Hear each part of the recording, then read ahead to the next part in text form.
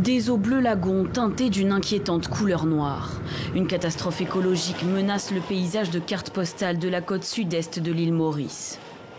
Des hydrocarbures s'écoulent de ce bateau, échoué sur le récif depuis le 25 juillet dernier.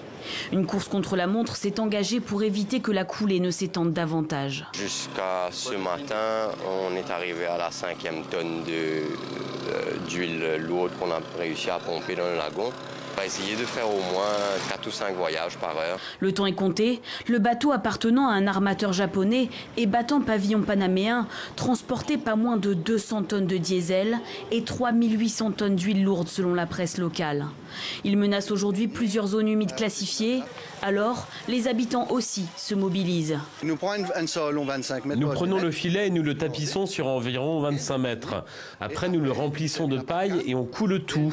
L'objectif, c'est de contenir l'huile. Tous les gens de l'île Maurice qui donneront un coup de main sont plus que bienvenus. Des efforts vains jusqu'à présent. Selon les autorités mauriciennes, toutes les tentatives pour stabiliser le navire et pomper les hydrocarbures ont échoué. Le gouvernement a donc appelé à l'aide pour éviter un désastre écologique.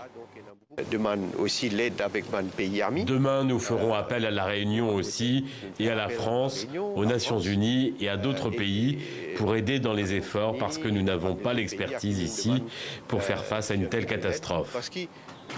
La crainte aujourd'hui est que le bateau ne finisse par se briser.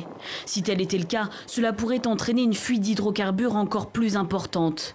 Les dommages pourraient être colossaux pour la mer et les littoraux.